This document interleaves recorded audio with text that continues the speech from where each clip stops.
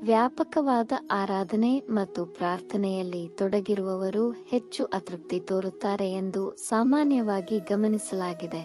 ಆದರೆ ದೇವರನ್ನು ನಂಬದ ಅಥವಾ ಯಾವುದೇ ಧಾರ್ಮಿಕ ಆಚರಣೆಗಳಲ್ಲಿ ತೊಡಗಿಸಿಕೊಳ್ಳದ ನಾಸ್ತಿಕರು ಹೆಚ್ಚಾಗಿ ಸಂತೋಷದ ಜೀವನವನ್ನು ನಡೆಸುತ್ತಾರೆ. ಈ ಅವಲೋಕನವು ಕೆಲವೊಮ್ಮೆ ದೇವರಿಗೆ ಅನ್ಯಾಯವಾಗಿದೆ ಎಂದು ಪ್ರಶ್ನಿಸಲು ಕಾರಣವಾಗಬಹುದು. ಇದು ಬರೀ ಕಥೆಯಲ್ಲ, ಇದು ಅನೇಕ ಜನರಿಗೆ ಸಂಭವಿಸುತ್ತದೆ. ಇಂದಿನ ವಿಡಿಯೋದಲ್ಲಿ ಭಗವದ್ಗೀತೆಯಲ್ಲಿ ಶ್ರೀಕೃಷ್ಣನು ವಿವರಿಸಿದಂತೆ ಈ ವಿದ್ಯಮಾನದ ಹಿಂದಿನ ಕಾರಣಗಳನ್ನು ನಾವು ಅನ್ವೇಷಿಸುತ್ತೇವೆ. ಆರಂಭಿಸೋಣ.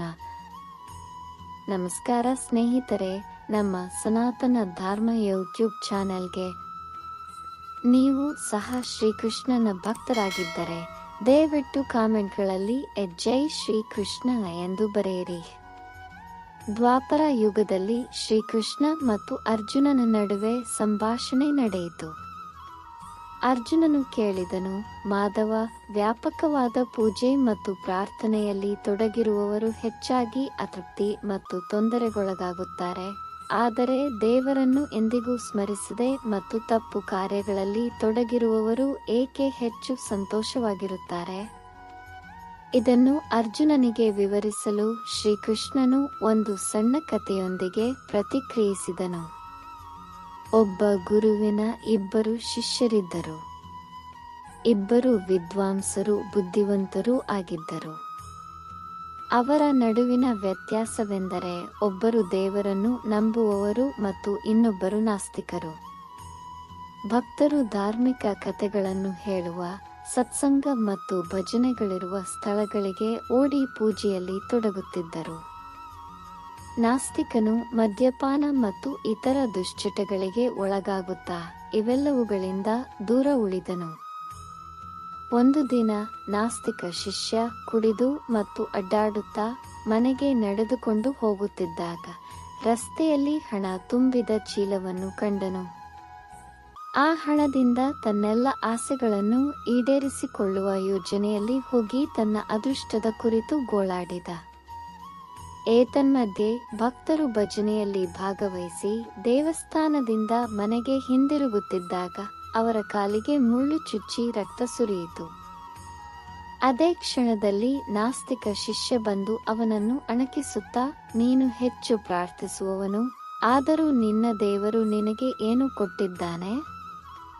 ನನ್ನನ್ನು ನೋಡು, ನಾನು ಎಂದಿಗೂ ದೇವಸ್ಥಾನಕ್ಕೆ ಹೋಗುವುದಿಲ್ಲ, ನಾನು ಯಾವುದೇ ಒಳ್ಳೆಯದನ್ನು ಮಾಡುವುದಿಲ್ಲ, ನನ್ನ ಮನೆಗೆ ದೇವಸ್ಥಾನವಿಲ್ಲ ಮತ್ತು ನಾನು ಎಂದಿಗೂ ಯಾವುದೇ ಧಾರ್ಮಿಕ ವಿಧಿಗಳನ್ನು ಮಾಡಿಲ್ಲ, ಆದರೂ ನಾನು ಅತ್ಯಂತ ಶ್ರೀಮಂತ ಮತ್ತು ಸಂತೋಷದ ವ್ಯಕ್ತಿ. ಈ ಮಾತುಗಳಿಂದ ಭಕ್ತರಿಗೆ ನೋವಾಯಿತು ಮತ್ತು ಅವುಗಳಲ್ಲಿ ಸತ್ಯವಿದೆ ಎಂದು ಆಶ್ಚರ್ಯಪಟ್ಟರು. ಈ ಆಲೋಚನೆಗಳೊಂದಿಗೆ ಅವನು ತನ್ನ ಗುರುಗಳ ಬಳಿಗೆ ಹೋದನು. ಗುರುಗಳು ಮುಗುಳ್ನಗುತ್ತಾ ದೇವರು ಯಾವಾಗಲೂ ಒಳ್ಳೆಯದಕ್ಕಾಗಿ ಕಾರ್ಯನಿರ್ವಹಿಸುತ್ತಾನೆ ಎಂದು ವಿವರಿಸಿದರು. ಜನರು ತಮ್ಮ ಕಾರ್ಯಗಳು ಮತ್ತು ಯೋಗ್ಯತೆಯ ಆಧಾರದ ಮೇಲೆ ಪ್ರತಿಫಲವನ್ನು ಪಡೆಯುತ್ತಾರೆ.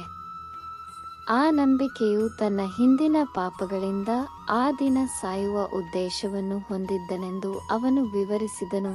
ಆದರೆ ಅವನು ದೇವಾಲಯಕ್ಕೆ ಹೋಗಿ ಪ್ರಾರ್ಥಿಸಿದ್ದರಿಂದ ಅವನ ಜೀವವು ಉಳಿಯಿತು.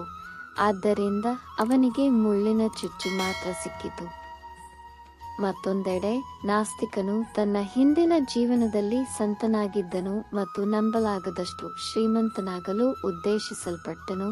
ಆದರೆ ಅವನು ಪ್ರಸ್ತುತ ಜೀವನದ ಕೆಟ್ಟ ಕಾರ್ಯಗಳಿಂದಾಗಿ ಅವನು ಆ ಸಂಪತ್ತಿನ ಒಂದು ಭಾಗವನ್ನು ಮಾತ್ರ ಪಡೆದನು. ಗುರುಗಳು ದೇವರನ್ನು ದೂಷಿಸಬೇಡಿ ಮತ್ತು ಭವಿಷ್ಯವನ್ನು ಸುಧಾರಿಸಲು ಪ್ರಸ್ತುತ ಸಮಯವನ್ನು ಸದುಪಯೋಗಪಡಿಸಿಕೊಳ್ಳಲು ಸಲಹೆ ನೀಡಿದರು. ವಿಡಿಯೋವನ್ನು ಇಷ್ಟಪಟ್ಟರೆ ಇದನ್ನು ಲೈಕ್ ಮಾಡಿ ಮತ್ತು ಶೇರ್ ಮಾಡಿ. ಇಂತಹ ಹೆಚ್ಚಿನ ವಿಡಿಯೋಗಳಿಗಾಗಿ ನಮ್ಮ ಚಾನೆಲ್ಗೆ ಸಬ್ಸ್ಕ್ರೈಬ್ ಆಗಿ. ಮುಂದಿನ ವಿಡಿಯೋದಲ್ಲಿ ಭೇಟಿಯಾಗೋಣ. ಜೈ ಶ್ರೀಕೃಷ್ಣ.